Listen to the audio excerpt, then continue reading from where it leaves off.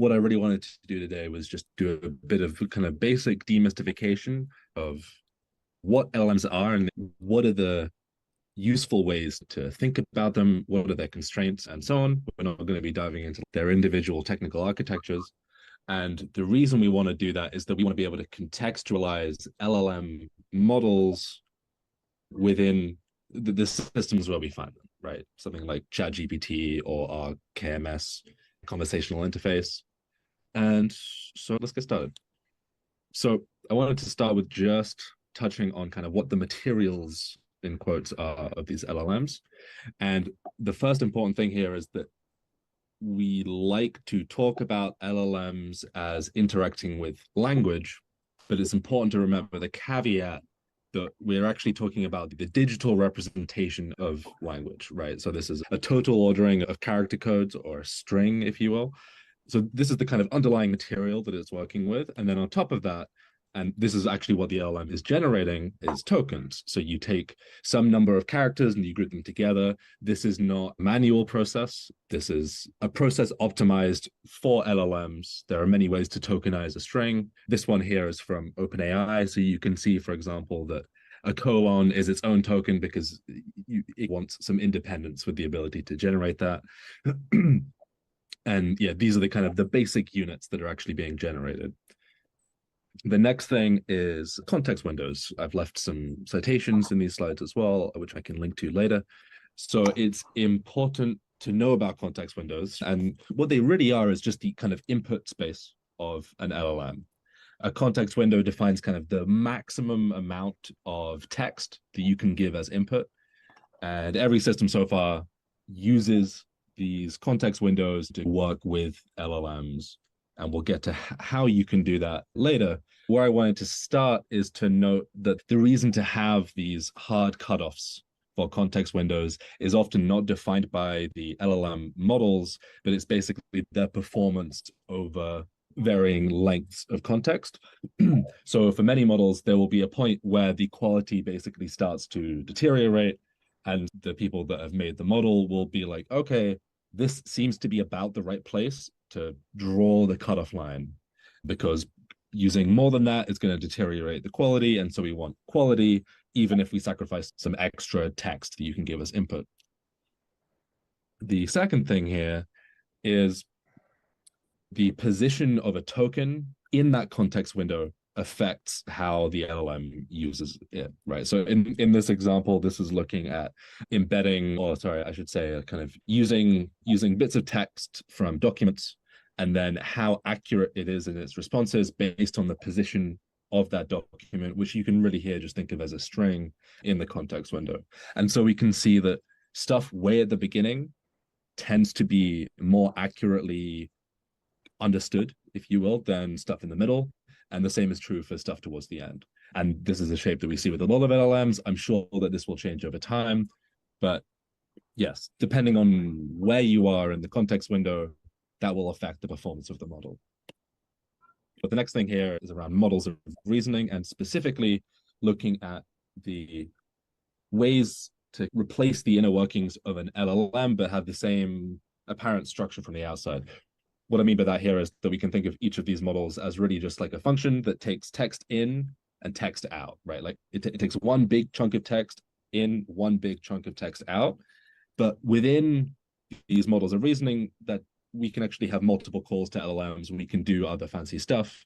But in terms of using these within a system, your use of them is essentially equivalent. So here are some examples, right? The one on the left is the kind of the classic send some input to an LLM model, get some output. We can do a chain of thought prompting or chain of thought reasoning, where you're basically asking the model to take a few intermediary steps before you get to the final output. And more recently, we've seen this kind of research get a lot more varied and interesting with this kind of self-consistency model, where you're basically exploring multiple possible paths and you're voting on which ones seem like the best ones. Or one of my favorite recent ones is this tree of thoughts model, which takes some of these same ideas and it does some really clever kind of evaluation on what are the likely paths to succeed, which ones seem doomed or flawed from the get-go and is evaluating these against each other, these little like thoughts, as they call them in the paper. And then at the end, you still have the same thing, right? So the outside perspective is always just you give it some input text, you get some output. But what happens in the middle, it can vary a lot, and that will drastically impact the kind of apparent reasoning abilities of these models. Yeah, here are some citations for those, and it's worth noting that like we can quite easily imagine other models. Like, for example, you could imagine a graph of thoughts, which was actually suggested as well in the Tree of Thoughts paper. The structure is always the same, right? It's text in, text out, but there is a lot of very basic exploration to be done in discovering what models are effective, right?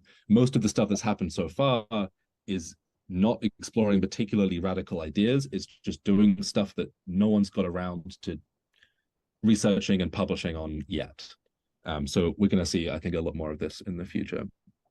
The next section here is around one way that we can shape generation, which is guided generation. And this is the process of conforming the output of LLMs to schemas, structures, or syntax, right? For example, if you want valid JSON out the other side, guided generation is probably what you need to do that. And there are a few different ways to do this, which we can get into now. So the most common and easiest in many ways is just to use prompts, right? So you can say, give me the response in a numbered list. It will probably do that. And you can probably pass out the list from that response, but it's inherently brittle due to the probabilistic nature of these models. And so other approaches, which kind of guarantee some robustness, for example, using context-free grammars, where you're basically limiting the valid tokens to continue like a sentence to a syntax or a grammar that you have defined. So you can do a lot of complex stuff here. Like, for example, you can take a grammar of a programming language, say Python, and you can guarantee the output from the LLM will be syntactically valid. It doesn't mean that it's going to do what you want, but you can at least guarantee that the structure meets this grammar. And that's really important when we are building systems that involve parsing or interpretation of textual output. If we can lock down parts of their grammar, that means that we can not worry about these parsers failing even a very small fraction of the time. We really want kind of strong guarantees here. One example of this is JSON format, which basically fills in the fixed tokens, like the kind of structure of JSON, and then you're only generating, you're essentially filling in the blanks with the generation process. So this guarantees syntactically valid JSON. It actually speeds up the process a lot because you're skipping generation of quite a few of these tokens. And it lets you move data around between parts of an LLM system without having to worry about missing quotation mark, breaking your whole system. The next kind of way that we can shape generation is through these approaches of augmented generation, which is really just ways of building a context window for the input. So you can see this, for example, in the KMS chat interface that we have now. You'll give it some input, but then behind the scenes, it's going to go off and query a database, pull back some text, and then it's going to build this kind of structured context window. You're taking a small bit of input to drive the creation of a much larger input behind the scenes, which is what goes as that single piece of text to the LLM. So retrieval augmented generation is like the most well-known popular task for this. This is what we do with querying knowledge base. And again, I'll link to all of these papers later. Yeah, so this is our system. We won't go into it much, but you can see in this step here of creating a prompt, that's really kind of where this is all coming together, right? So you have your chat input from a user, but this is then combined with a bunch of other elements to form this prompt, which then becomes the single input to, in this case, a GPT model. Right, and that's how we are able to do things like this, where we can ask about GDS and it knows that GDS is talking about generalized dynamical systems, which it will not be able to do if that context is not provided behind the scenes because it was not sufficiently represented in the training data.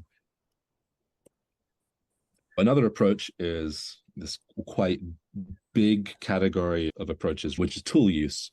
So we can imagine this as taking kind of intermediate outputs of an LLM.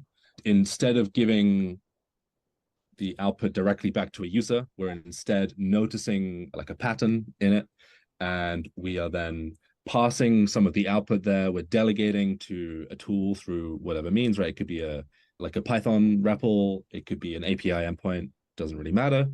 And then we're taking the result of that and we're formatting it in a way that's suitable for the LLM, passing it back to the LLM, and then letting it continue.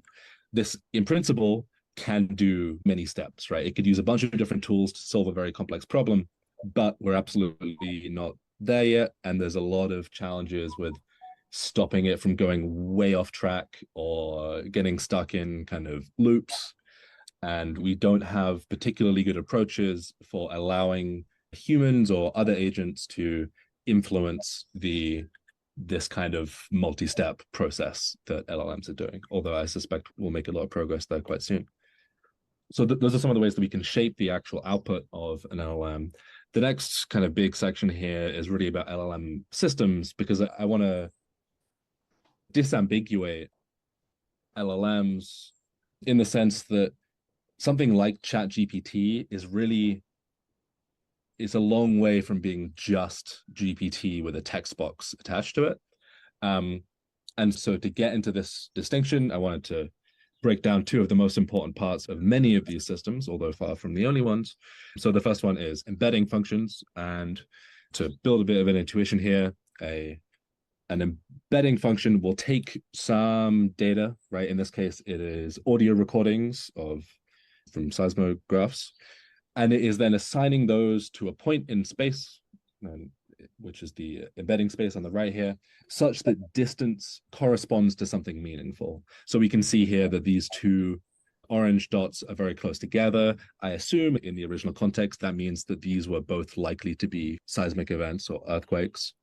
But we don't have to do this just with audio. We can do this with images. So this is taking handwritten numbers and it's assigning them to a position in space such that if you take any one of these numbers and look at what's around it, you are very likely to find another image that is the same number.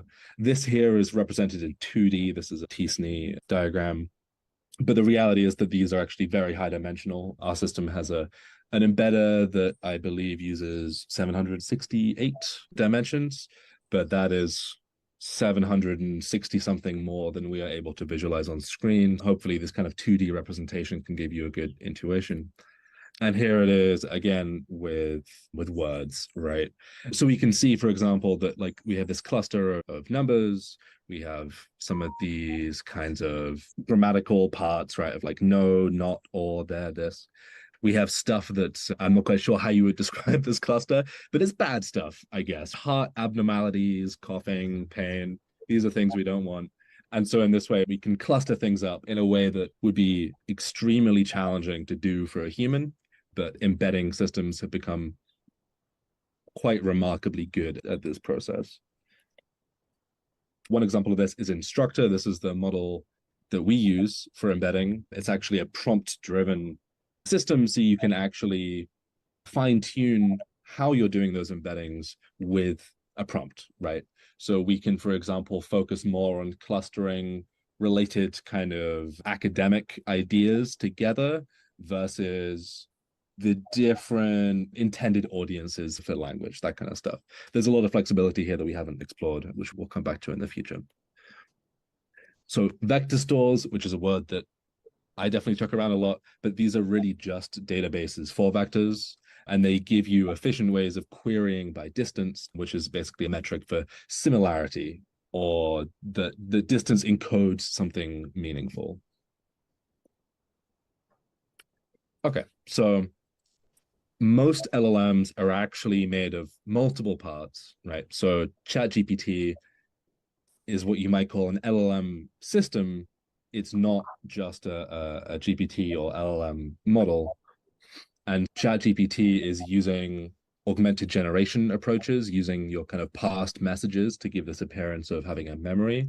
There's a very good chance at this point that it is using embedding systems as a part of that process so that it can compact a potentially very large message history into a space that can fit within the context window. Because currently the context windows are really in like the tens or low hundreds of thousands of tokens, which is big. In some cases, it's maybe a book, but it's not like it's able to look at your entire file system at once. There's a lot of different ways that we can include LLMs into systems that we are designing, right? Like this list is probably not a great one, but some would be summarizing, translation between languages or context. By context, I mean that maybe you want to take this very kind of technical idea and translate it into like a more casual context using analogies and things like this.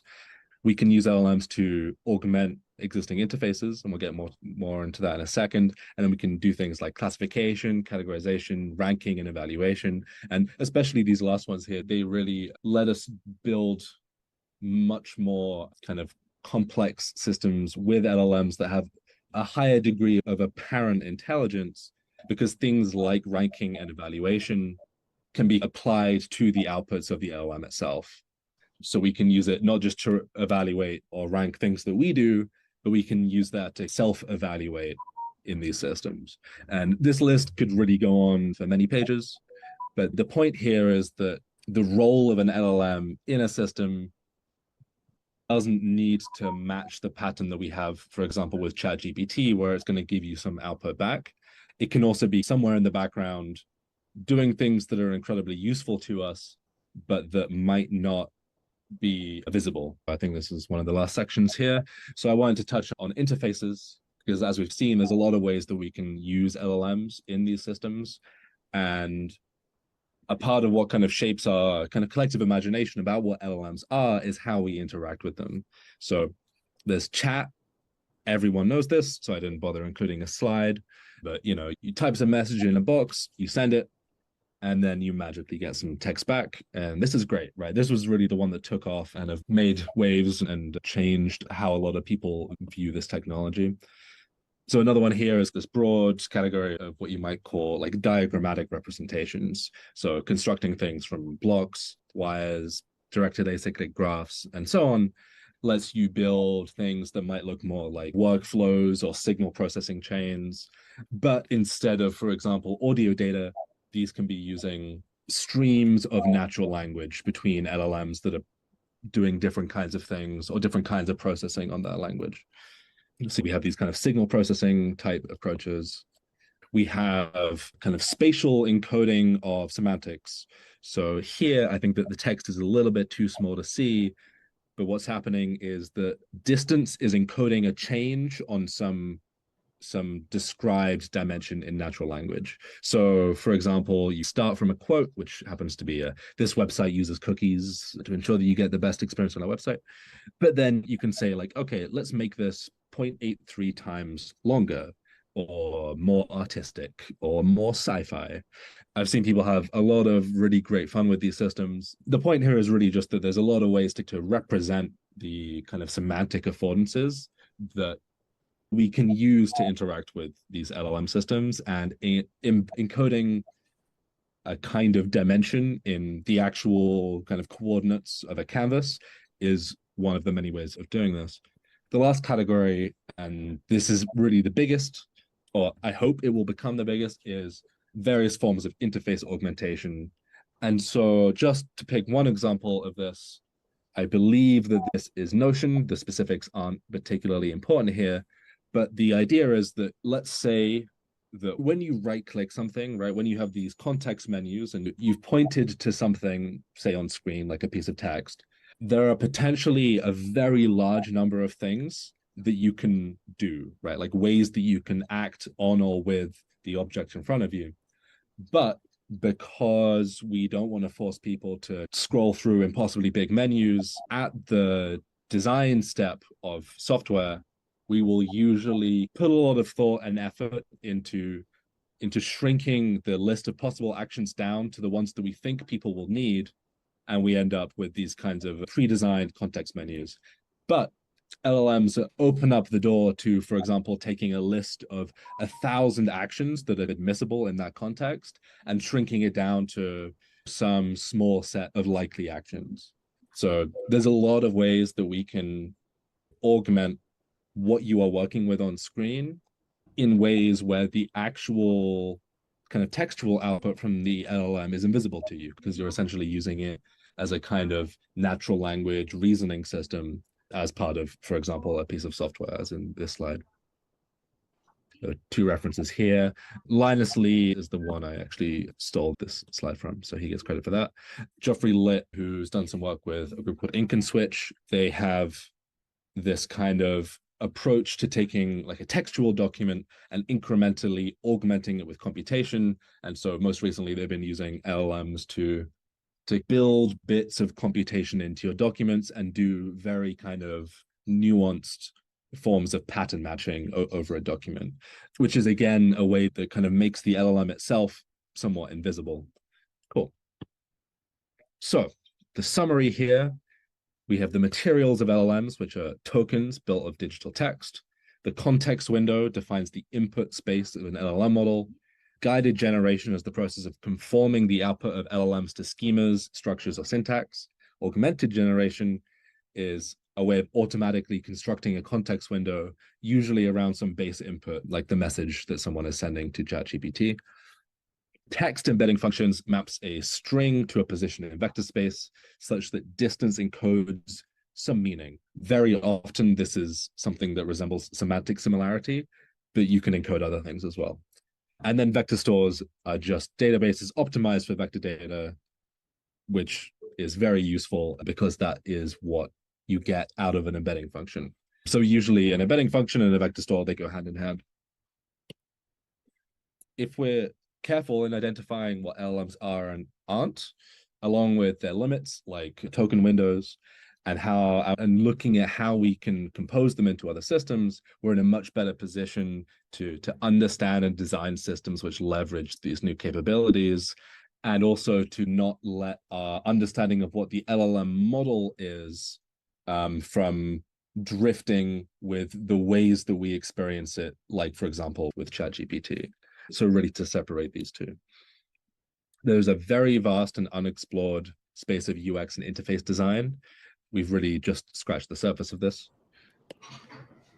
And I think the single key takeaway, for me at least, is that LLM models not the same thing as LLM systems, and it can be very useful to distinguish those. So GPT is not ChatGPT. Our KMS conversational system is also not the GPT model, but this is underneath it. All right, that's all I have, and I will stop sharing my screen.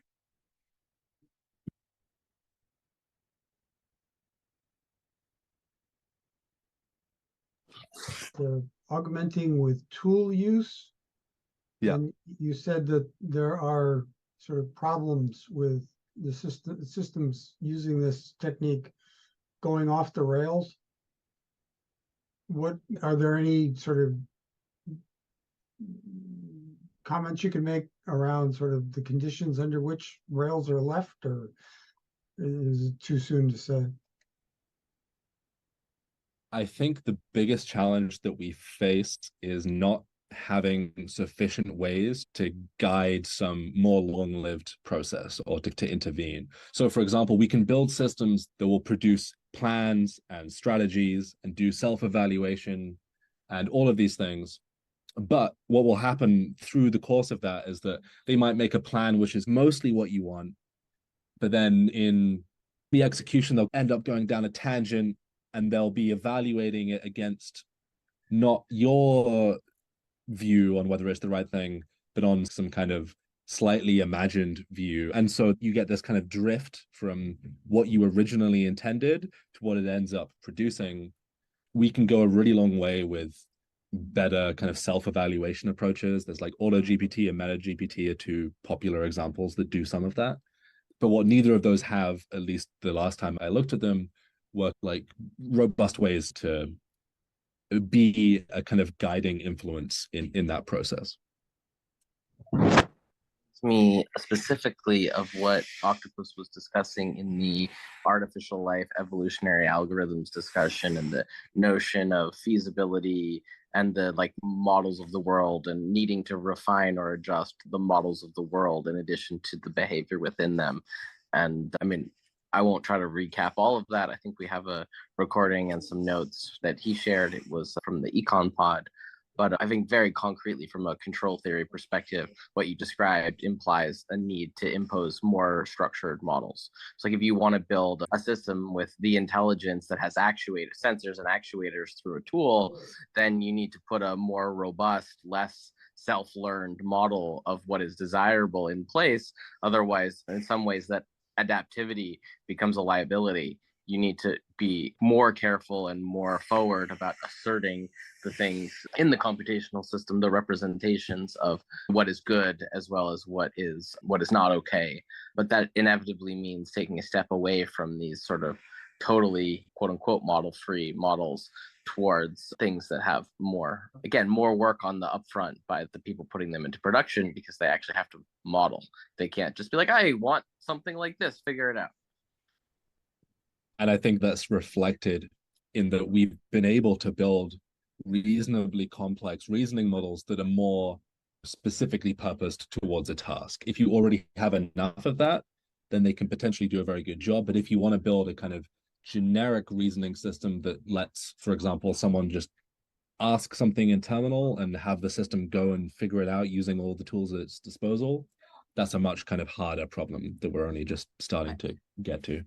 It seems to me that some of this is also just like misunderstanding on the part of people. And I say this I'll take it somewhat philosophically. There's this notion of the fundamental problem of communication, which is to say you have a thing in your mind that you want done, and you have another thing, which is the computer system that could potentially do it for you.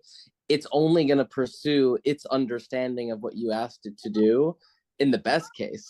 And in the worst case, you have a principal agent problem. But let's imagine we're still in the best case, where it genuinely has no problem with pursuing exactly what it thinks you asked it to do.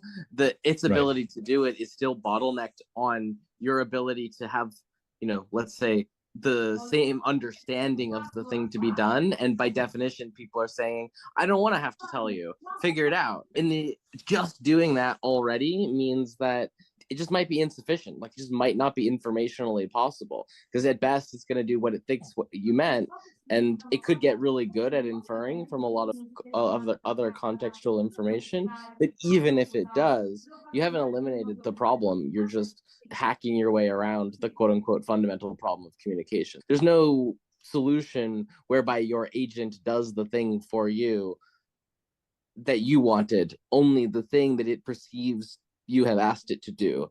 And there isn't ever going to be a perfect mind meld there. And I think that's part of why the solution needs to involve kind of ways of reducing the surface of what you need to give as guiding input. So right now, a lot of the systems, if you wanted to intervene, would require like a large amount of manual work and like writing a lot of text. And if we can't have, for example, a single sentence be used as input to get like the answer that you want, we would like, for example, that it reaches some point and it's like, oh, actually, I need more input here, but I'm not just going to pause everything and ask the user to adjust all these knobs. I'm going to just ask them like a condensed question that should give me the information that is needed, so that you can guide it with less information. No, I mean, maybe the question isn't even whether it's less or more information, and more about whether it's like the right information. So, like, imagining that you've got a really big, an interface that's capable of expressing a lot, but a lot is, you don't need a lot. You need the right stuff. And so the question is like, how do you figure out what the right stuff is? I'm just thinking about it from a almost like robotics perspective, where what you want is a corporeal robot, one that has sensors and actuators, but it can act on the world and sense, and you need to tell it what it's optimizing for, subject to what constraints, over what time horizon, yada. it can't function without those things. So whatever you tell it is ultimately going to result in some kind of inference or underlying model of those things, and then it's going to act pursuant to them. And the idea that the something like goals and constraints needs to be more stable than, say, your estimate of the state of the world. Like, there's a sort of a temporal, like, frequency domain thing going on here that at least I feel like is required in order for these kinds of agent systems to work. You want to solve for the interaction of, okay, we agree on what you're supposed to do, as separate from like your effort to pursue it. Like, there's a, and maybe that's not helpful, but my gut is that, like, as long as you're trying to collapse those two things into the same like process, you're going to run into issues, because then the system is just as likely to adapt what it thinks it's trying to accomplish as it is likely to adapt what it thinks the state of that effort is, which is not a good way to get something done.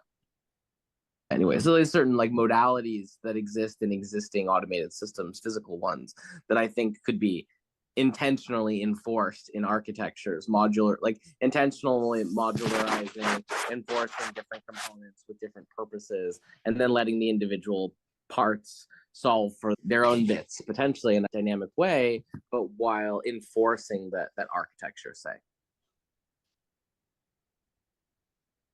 I think that seems right. And I think it is reflected in the best efforts that we have so far. Like, we see quite a strict separation, for example, between planning and execution, where you can intervene at the planning stage and then you delegate parts of that plan to these more agentic systems. Right. And I mean, in general, for robotics, like this, zoom out, I mean, you have SLAM, which is simultaneous localization and mapping, but that presumes some world model. So then you have a ontology, or kind of like a world model of some kind. You have simultaneous localization and mapping as a set of paired processes. You have goal setting, you have path planning, you have kind of navigation, which is trying to move along the path, and then you have things like low-level actuation. And like all of those are actually effectively happening at the same time in some systems, but they have specific codependencies on each other, and they have very different purviews, and they also have different natural timescales.